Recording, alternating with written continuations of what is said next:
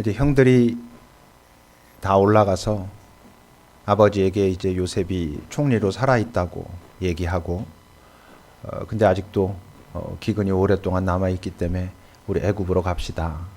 요셉이 오라 그랬습니다. 이렇게 얘기하고 아버지 야곱이 동의하고, 그래서 이제 애굽으로 내려왔습니다.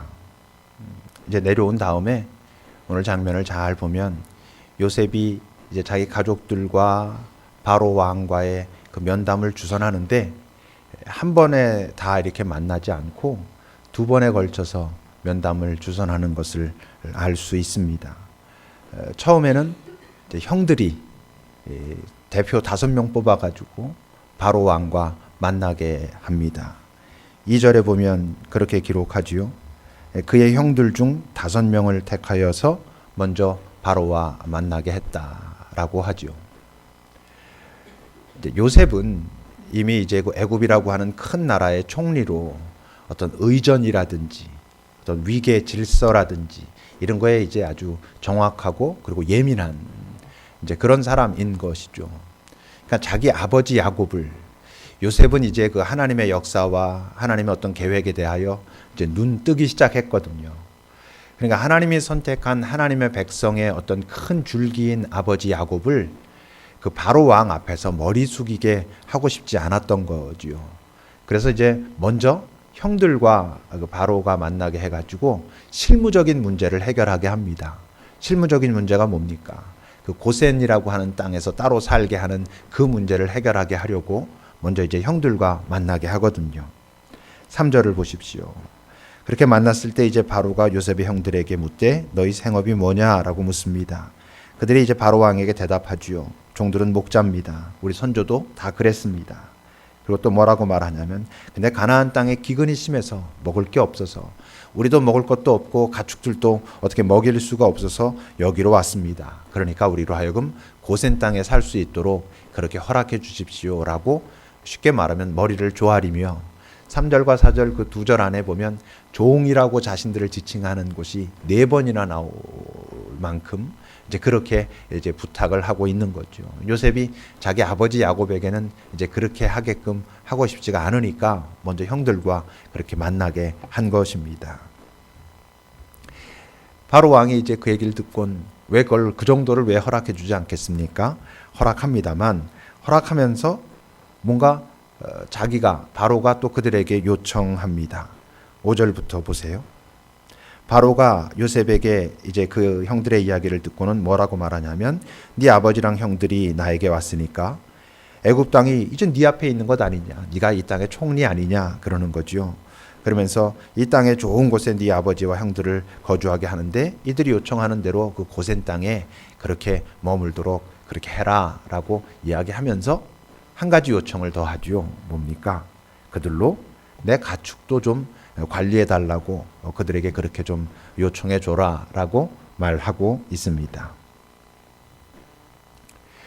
여러분, 애굽 왕의 여러 그 가축들, 동물들이 있었을 거예요. 애굽 왕 소유인. 근데 지금까지 애굽 왕의 그 가축들을 관리하던 그 관리자가 없었겠습니까? 있었겠죠. 아마 애굽 땅에서도 그 가축에 관한 한 가장 전문적인 실력을 가지고 있는 사람들이 애굽 왕의 가축들을 관리했을 것입니다. 그런데 오늘 그 요셉의 형제들이 내려와서 그들이 가축을 주로 친다라고 하니까 그들에게 부탁을 합니다. 왜 그랬을까요? 바로 왕도 아는 거죠. 그 전에 보디발에게 자기 집 다 맡겨놓은 이유가 뭐였냐면, 요셉이 맡고 나니까 이게 다 잘 풀려간다는 걸 아는 거고, 간수장도 요셉에게 그 감옥에 있는 모든 일을 다 맡긴 이유는 요셉에게 맡겨놓으니까 이게 다 잘 풀려간다는 것을 알았기 때문에 맡긴 거고, 바로가 요셉에게 총리를 맡긴 것도 그 모든 일이 다 잘 돼간다는 것을 알았기 때문에 맡겼는데, 그러면서 바로 왕도 알게 된 게 뭐냐 하면, 요셉의 능력도 능력이지만 이 요셉이 고백하고 있는 이들의 신, 그 여호와 하나님이라고 하는 그 존재의 능력이 대단하구나라는 것을 갖다가 이들이 아는 거죠. 그러니까 자기의 가축을 지금까지 관리하던 사람이 있었음에도 불구하고 그 팔레스타인 땅에서 내려온 그 목자들에게, 그 요셉의 형제들에게 자기 가축도 좀 맡아달라고 그렇게 부탁을 하고 있는 거죠. 예수 믿으면서 삶이 잘 풀리는 건 굉장히 중요한 것입니다. 예수 믿으면 여러분 삶이 잘 풀려야 됩니다. 여러분들의 삶은 잘 풀려가고 있습니까? 예, 잘 풀리셔야지 그게 은혜가 되는 것입니다. 물론 예수를 제대로 믿으면요, 삶이 잘 풀리게 돼 있습니다. 왜 제대로라고 하는 것에 제가 강조를 하냐 하면, 제대로 믿는 자들이라고 한다면 뭐가 중요할 거냐면 자기가 무엇을 구하느냐만큼 내가 이것을 왜 구하느냐가 항상 중요하게 돼 있거든요. 무엇도 예수님을 깊이 알기 전이랑은 좀 달라지고요. 구하는 동기는 말할 것도 없이 달라지게 돼 있지요. 바로 그렇기 때문에 예수를 잘 믿는 사람들이 잘 믿고 있는 그 상태와 마음으로 구하고 있는 그것들은 잘 풀려가게 여러분 돼 있습니다. 시편 여러분 1편의 3절 한번 보십시오. 시편 1편의 3절을 보면 우리가 잘 알고 있는 그런 고백이 있죠. 그는 시냇가에 심은 나무가 철을 따라 열매를 맺으며 그 잎사귀가 마르지 아니함 같으니 그가 하는 일이 다 형통하리로다 라고 그렇게 고백해요. 시냇가에 심은 나무가, 거긴 물이 있으니까 다른 곳은 가뭄이 들어도 거기는 청청하게 잘 자라는데, 바로 그런 것처럼 그는 그 모든 하는 일이 다 형통할 것이다 그렇게 이야기해요. 근데 그 앞에 전제가 있죠. 시편 1편 1절과 2절에 보면 어떤 전제?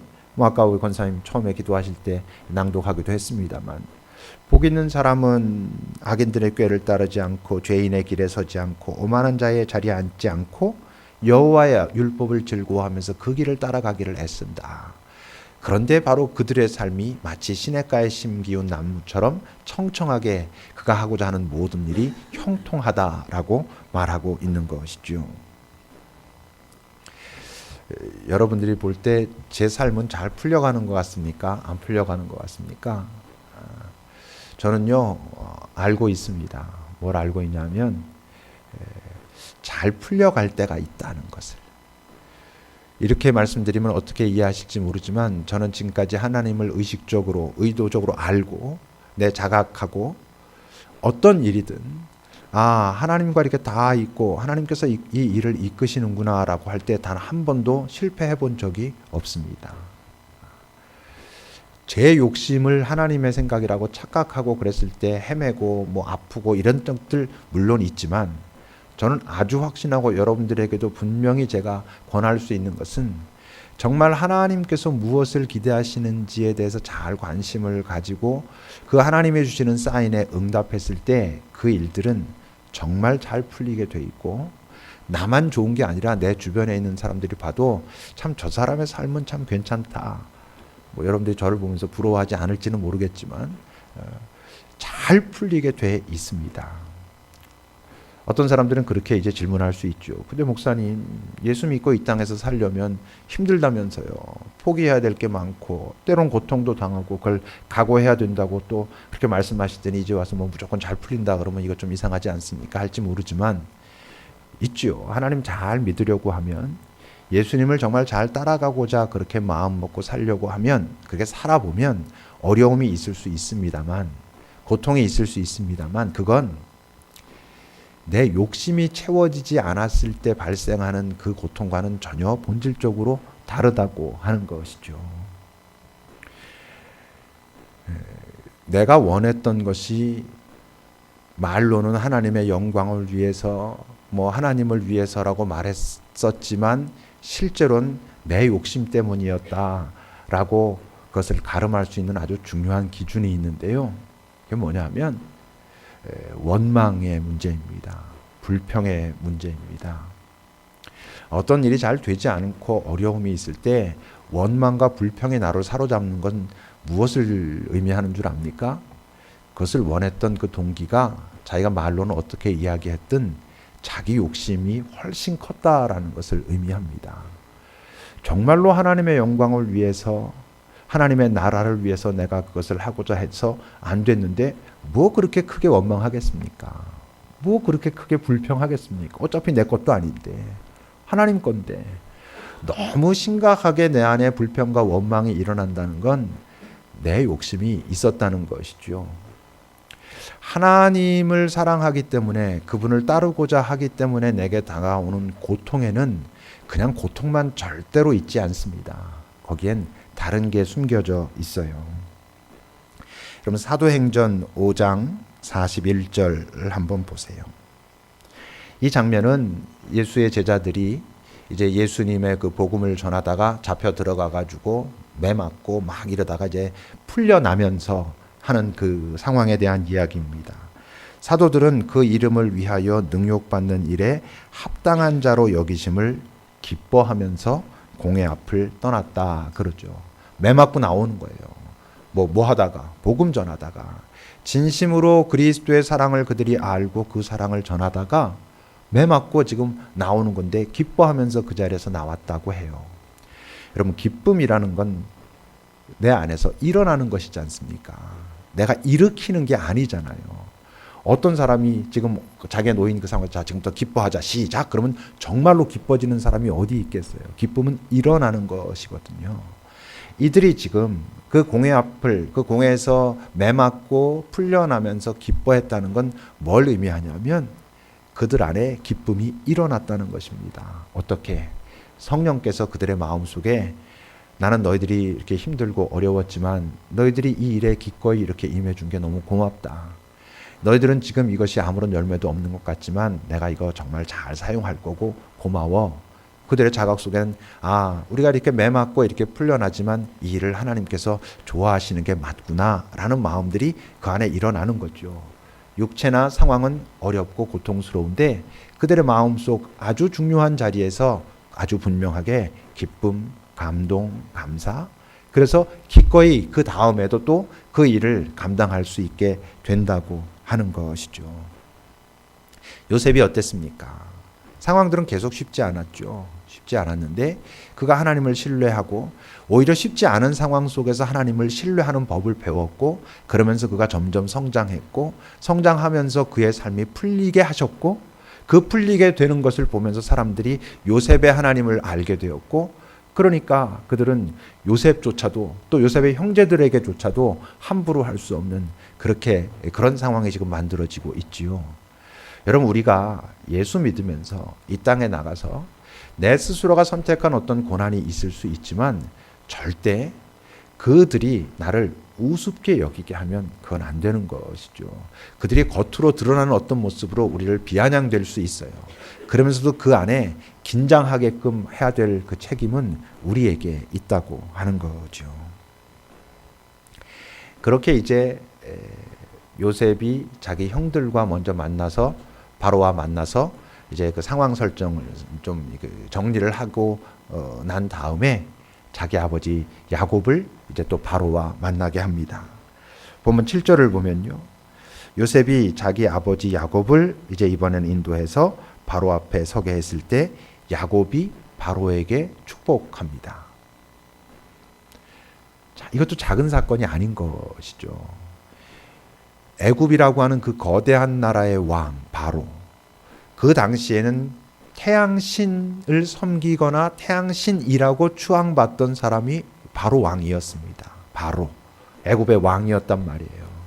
근데 지금 팔레스타인 땅에 기근이 들어가지고 먹을 게 없어서 내려온 한 가족의 족장이죠. 사실 한 부족의, 작은 부족의 족장, 한 70여 명 지금 내려온 거거든요. 그 족장이 와가지고 감히 애굽 왕 바로에게 축복합니다. 그 축복이라는 게 뭔지 알죠? 복을 빈다는 거예요. 지금 야곱이 바로 앞에 서서 거기서 머리를 조아리고 바로의 축복을 받아야 되는 것이 아마도 정상일 것 같은데, 오히려 바로가 야곱의 축복을 받습니다. 인정한다는 것이죠. 야곱도 자기에게 있는 영적 주도권을 알고 있다는 것이고, 바로도 야곱에게 있는 그 영적인 권위, 권세를 인정하니까 축복을 받고 있는 것입니다. 들어오자마자 막 축복하니까 얼떨결에 받은 게 아닙니다. 여러분 10절에 보면요. 나올 때 바로에게 한 번 더 축복하고 나옵니다. 이야기들을 한참 나누고 그리고 나서도 다시 바로에게 야곱이 축복하고 나옵니다. 바로가 야곱을 아나요? 모르죠. 바로가 알고 있는 건 요셉밖에 없고 좀 더 깊이 말한다면 요셉이 믿는 하나님을 아는 것이죠. 그러니까 아까 형들한테 뭐 바로가 내가 죽 좀 해줘 한 것처럼 지금 그냥 순순히 야곱이 하는 축복을 받고 있는 것은 요셉을 통해서 무엇을 보게 된 거냐면 요셉이 믿는 여호와 그 신의 위대함, 그의 권세, 그의 영광을 보게 되었다는 것이고 그것을 인정하게 됐다고 하는 것이죠. 그러니까 하나님을 잘 믿는 한 사람의 영향력은 굉장히 큰 것입니다. 우리가 한국 교회를 얘기할 때 이제 세상에서 손가락질을 많이 받죠. 손가락질을 많이 받는데 그 진단을 우리가 잘해야 됩니다. 자칫 잘못하면 우린 지금 우리 교회가 또 믿는 자들이 그 세상에서 욕을 먹고 손가락질을 받는 이유가 잘못을 많이 해서라고 생각할 수 있어요. 이런저런 잘못을 많이 해서 욕을 먹는 것 같지만 더 정확하게 말하면요. 잘못을 많이 해서가 아니라 제대로 믿는 교회와 교인들이 없어서 지금 이렇게 우습게 여김을 당하고 있는 것입니다. 가톨릭 교회에 문제 많습니다, 여러분. 신부님들 만나서 이렇게 얘기해 보면 가톨릭 교회가 갖고 있는 그 어려움들 많이 있습니다.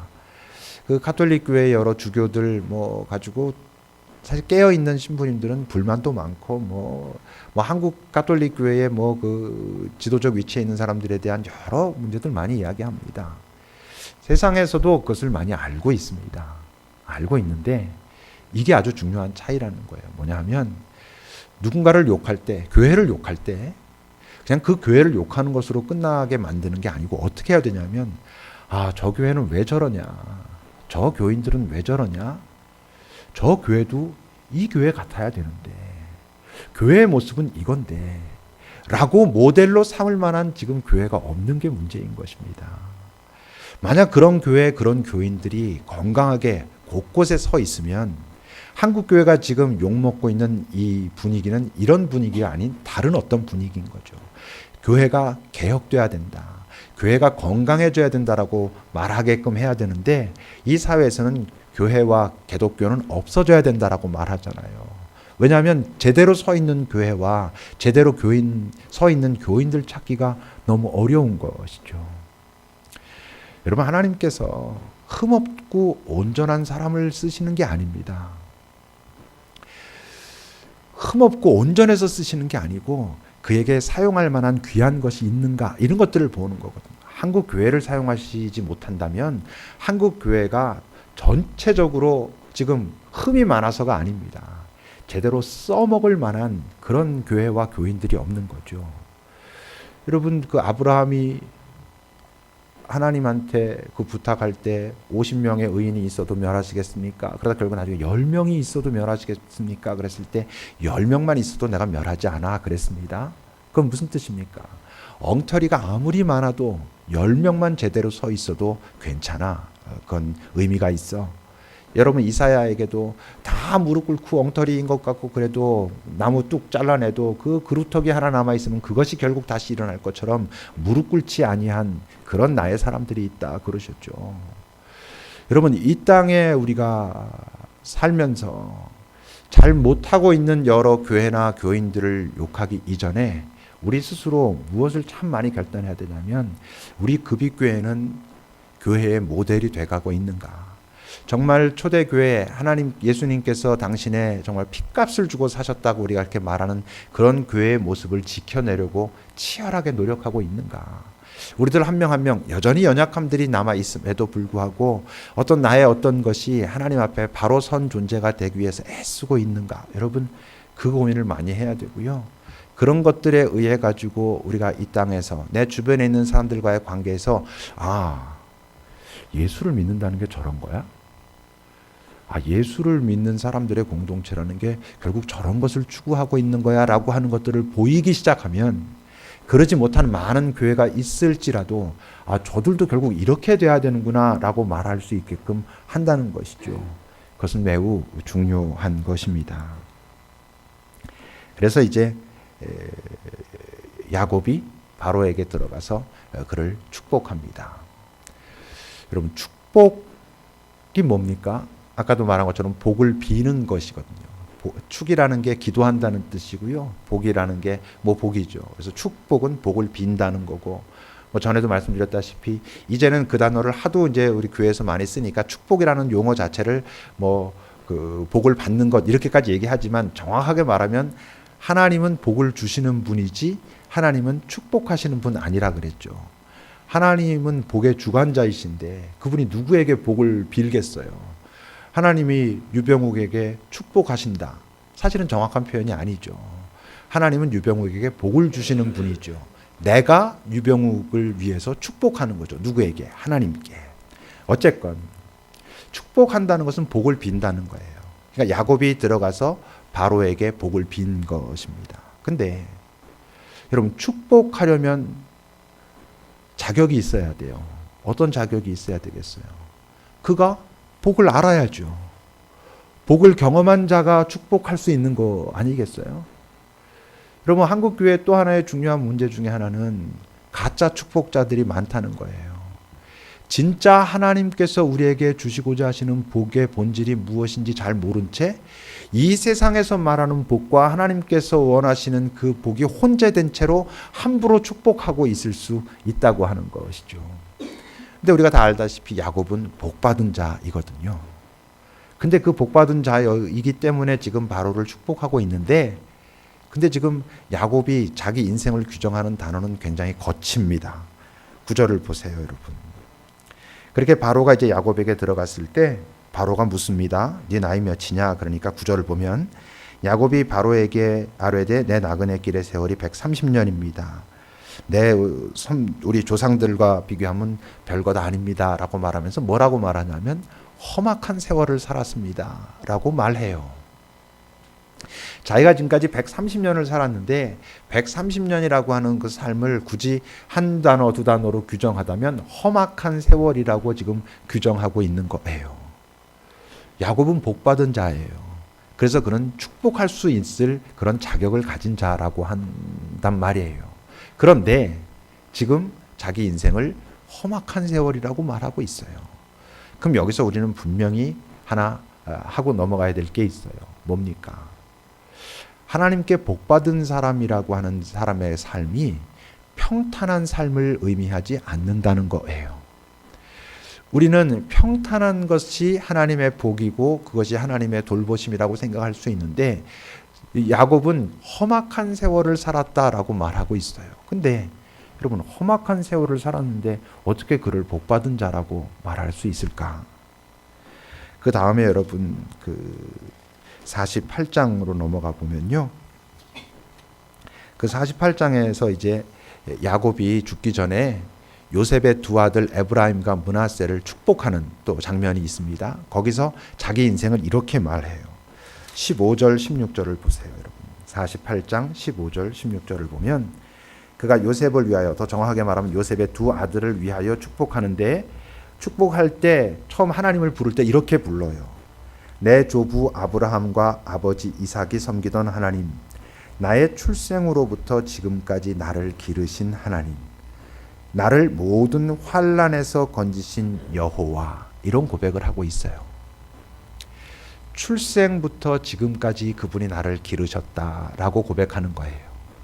나를 모든 환난에서 건지셨다라고 지금 고백하고 있는 거예요. 그러니까 다시 이걸 합해서 말하면 이런 거죠.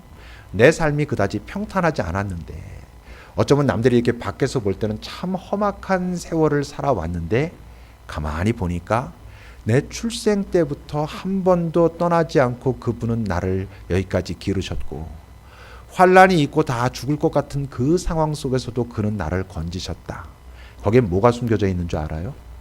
내 삶이 참 험악한 시간들이었고, 그런데 그분이 그럴 때마다 나를 도우시고 인도하시고 그러면서 내가 알게 된 게 있는데, 여호와 하나님, 내가 그분을 마주 보며 알게 됐어.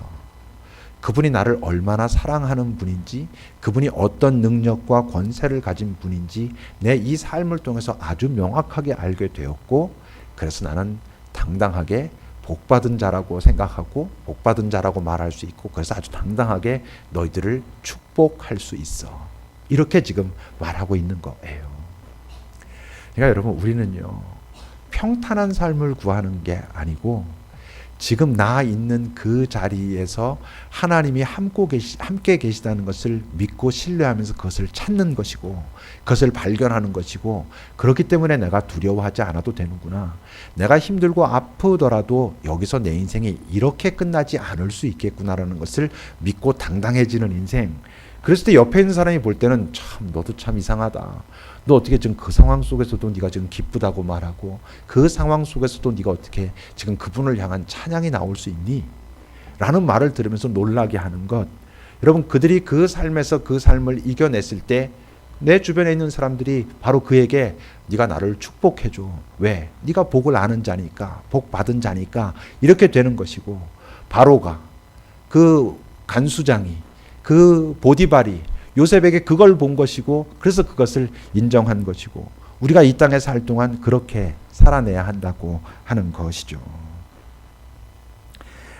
우리 사람들이랑 같이 이렇게 얘기하다 보면 그 복 받는 것에 대해서 좀 부담이 있어요. 왜냐하면 그 기복신앙이라고 하는 그 단어가 되게 부정적으로 사용되잖아요. 근데 여러분 아시죠? 기복신앙은 좋은 것입니다. 여러분, 하나님을 믿을 때 우리가 그분께 복을 비는 게 왜 나쁜 거겠어요? 기복, 복을 비는 신앙. 하나님이 내게 복 주시는 분이어서 여러분 다 그런 고백 안 해요? 주님, 내게 당신의 복을 주시옵소서 라고 고백하는 것이죠. 기복신앙은 아무 문제가 없어요. 문제는 그가 그 복을 빌 때 그 복이 도대체 뭐냐는 것이죠. 이 세상이 말하는 그 복을 하나님께 와서 하고 있는 그 문제를 말하는 것이죠. 물론 기복신앙의 문제점을 얘기할 때. 그런데 우리는 복을 하나님께 비는 게 맞아요. 그럼 이제 이런 혼란이 오는 거예요. 그럼 도대체 하나님께서 원하시는 복이라는 게 뭐냐?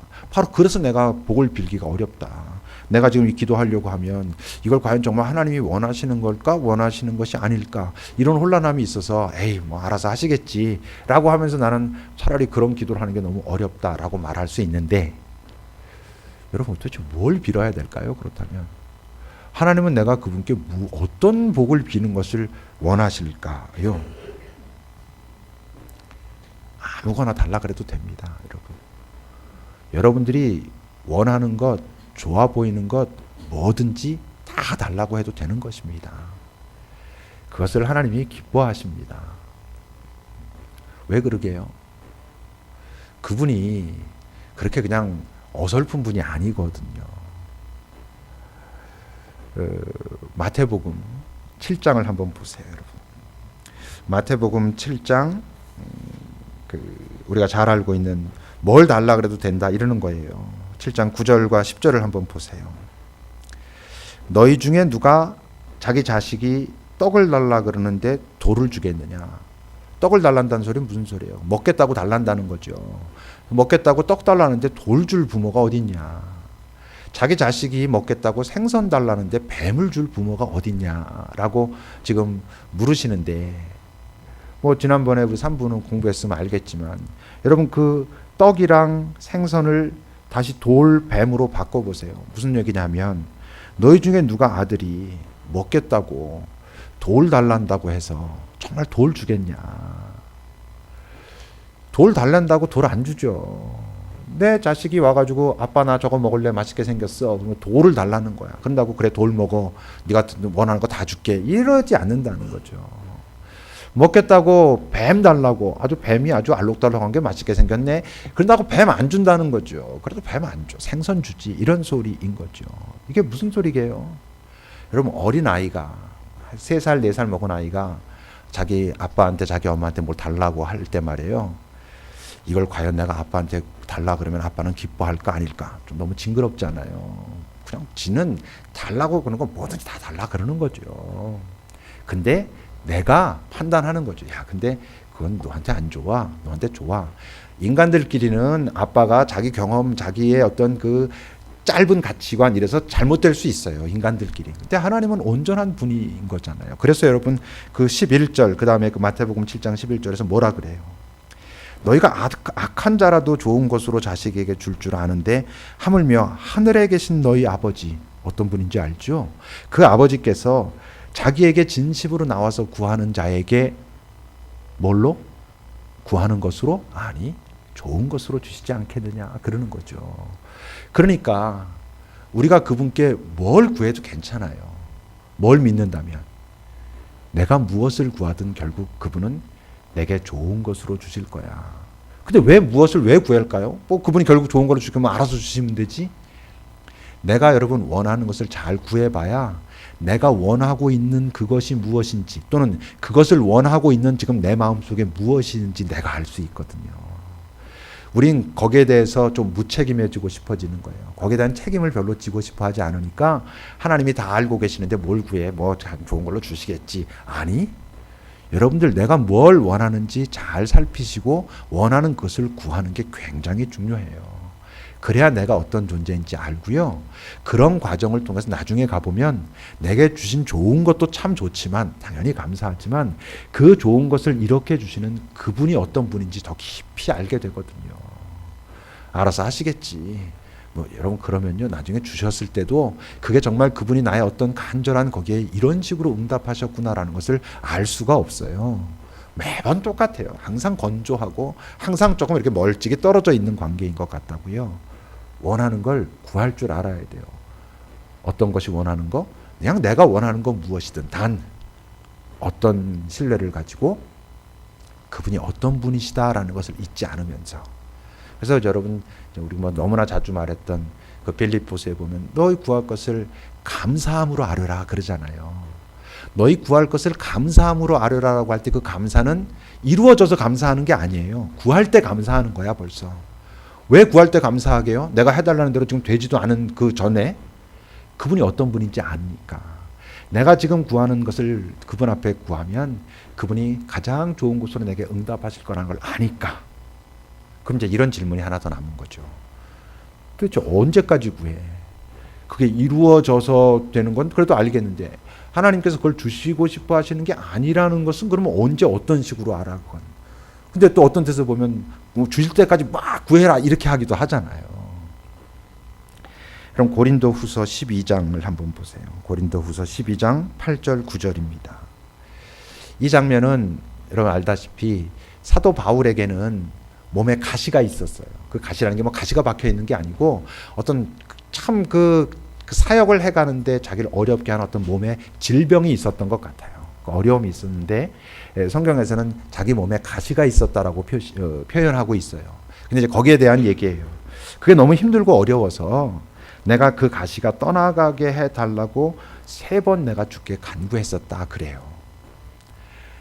바울 같은 사람이 여러분 작정하고 그렇게 기도했다는 얘기는 가시가 떠나가게 해주시옵소서 아멘 뭐 이런 정도로 한 거 아니죠. 정말로 작정하고 그분 앞에 나가서 그것이 얼마나 자기를 힘들게 하고 아프게 하는지 얼마나 이것이 내가 하나님께서 원하시는 사역을 감당하는데 사실 방해가 되는지 정말 많은 것들을 깊이 얘기한 거예요. 근데 3번 기도했을 때 내가 3번 기도하니까 알게 됐다라는 표현이라기보다는 이게 어떤 뜻이냐면 3번째 기도했을 때 하나님께서 어떤 마음을 주신 거야. 어떤 마음을 주셨다는 거예요? 나에게 이르시기를 내 은혜가 네게 족하다. 왜냐하면 내 능력은 네가 그런 약한 것을 가지고 있는 그 자리에서 오히려 강한 것으로 드러날 수 있어서 네가 그것을 가지고 있는 게 좀 미안하긴 하다만 그거 갖고 살아. 네가 그거 살아도 그거 가지고 있어도 살 만큼 내가 너에게 은혜 주고 있거든. 그리고 그것을 바울이 깨달았고 네 알겠습니다. 그럼 제가 갖고 살지요. 오히려 제가 이것을 자랑하며 살죠. 이렇게 됐다는 거예요. 그러니까 여러분 이건 어떤 의미냐면 내가 그것을 알게 되었을 때 내가 3번째 기도했을 때고 3번 그렇게 간절히 기도했을 때 내 주님이 내게 그런 평안을 주셨기 때문에 내가 더 이상 그 문제 갖고는 기도하지 않았어. 응답이 있었거든. 그것이 이루어져서 응답이 아니라 아니 갖고 살아 했고 내가 그것이 내 마음을 평안케 하셨어. 필립보서에 보면 네가 그렇게 감사함으로 기도하면 어떻게 하신다 그랬어요. 모든 지각에 뛰어난 하나님의 평강이 그리스도 안에서 네 마음과 생각을 지켜주시리라 그랬거든요. 그러니까 여러분, 기도는 해야 되는 것이에요. 아주 간절히 해야 되는 거예요. 언제까지? 이루어지거나 아니면 아니야 이 친구야 갖고 살아도 괜찮아 라고 하는 평화를 그분께서 주시거나 할 때까지 여러분 기도는 해야 되는 것이죠. 그런 자들이 하나님의 복이 이거구나. 때론 이루어져서 복이고 때론 이루어지지 않아서 복이고, 그래서 삶이 평탄한 것이 복이 아니라 내 모든 인생을 그분께서 기르시고 그리고 그분이 나를 환난 속에서 이렇게 건져내시고 살게 하시는 것. 그럼 그것이 복을 아는 것이고, 복을 아는 사람이 축복의 사람이 되는 거예요. 축복의 사람이 된다는 건 그 아브라함에게 말씀하셨던 창세기 12장으로 빌어서 말하면 뭐예요? 네가 복이 될지라. 너를 만나는 사람이 복을 받을 것이다. 여러분, 엄청난 은총이죠. 우리가 복을 깊이 알고 하나님의 복을 깨닫게 되면 나를 만나는 사람이 나로 인해 가지고 여러분 복을 받아요. 여러분 그런 경험 없으세요? 하나님의 복을 아는 사람을 만나면 내가 가지고 있는 문제가 해결되지는 않을지언정 새로운 힘을 얻어요. 그리고 뭔가 새로운 빛을 보기 시작해요. 아, 그럴 수 있겠구나. 누구를 만나면? 하나님의 복을 경험한 사람들을 만나면. 그러니까 그 존재 자체가 축복의 사람인 거예요. 근데 여기 있는 우리 모두는 이미 하나님의 복을 받고 있어요. 차이가 있다면 뭐? 그 복을 받고 있다는 사실을 모르거나 그 복을 받았음에도 불구하고 그것이 복인 줄 모르는, 하나님 앞에 감사할 줄 모르는, 발견하고 싶어 하지도 않는. 왜? 상황이 변하지 않았으니까. 상황이 안 변했는데 복은 무슨 복이야 이러고 있으니까. 이제 설이지요. 설에 여러분들이 만나는 사람에게 여러분들이 축복의 사람이 되셔야 됩니다. 그래야 사람들이 교회 어쩌고저쩌고 그럴 때 글쎄 뭐 교회 다니는 사람들이 너 같으면 그건 뭐 다닐만 하겠네. 여러분 그런 이야기들이 우리 주변에서 일어나기 시작해야 세상이 조금씩 변화되는 거고, 우리가 예수님에게 물들었듯이 내 주변이 나로 인하여 물들었을 때 그 물든 모습이 내가 예수님께 물든 것과 비슷한 모습이 되면 그도 결국 예수님께 물드는 거고, 여러분 이런 삶을 우리가 살아야 되는 것이죠. 여러분들의 인생에 그런 은총이 있기를 바랍니다. 더 정확하게 말하면 이미 은총이 있는데 그 은총을 발견할 수 있는 은총도 같이 경험하실 수 있길 바라요. 기도합시다.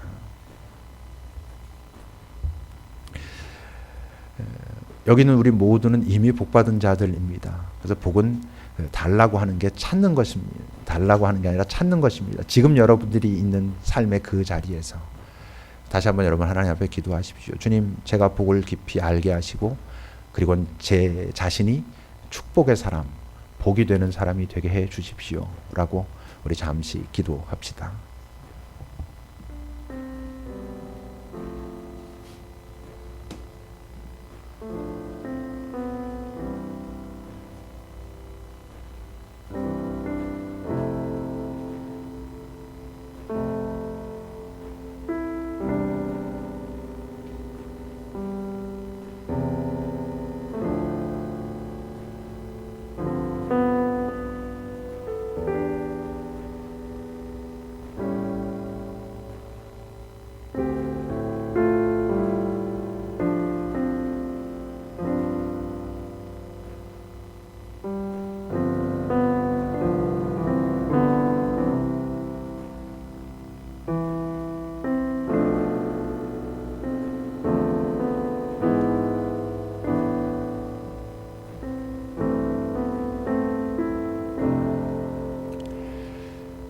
주님, 아마 우리들 이 다음에 주님 앞에 섰을 때 가장 죄송하면서도 가장 부끄러울 것은 아마도 복받고 살고 있었는데 복인지 모르고 살아서 내 삶은 계속되는 원망과 불평으로 가득 차 있었다는 것. 바로 그래서 내가 주의 복을 누리지 못한 것은 물론이고 나를 통해서 주의 복을 알아야 하는, 주의 복을 받아야 하는 그 사람에게조차도 내가 막아서고 있었다는 것을 보게 되면서 더 죄송할 거란 것. 그러므로 주님, 주의 복은 달라고 막 해서가 아니라 지금 내가 있는 자리에서 찾는 것이라는 것을 주님을 발견하고 주님의 위로를 발견하고 주께서 허락하시는 새 힘을 발견하고 그리고 또 한 걸음 내디디면서 주와 함께 동행하고 그러면서 복의 실체를 보게 되고 그 복을 누리고 그리고 내 주변에 있는 사람에게 그 복을 전하고 주님 우리 모두가 축복의 사람이 되게 하옵소서. 예수님의 이름으로 기도합니다. 아멘.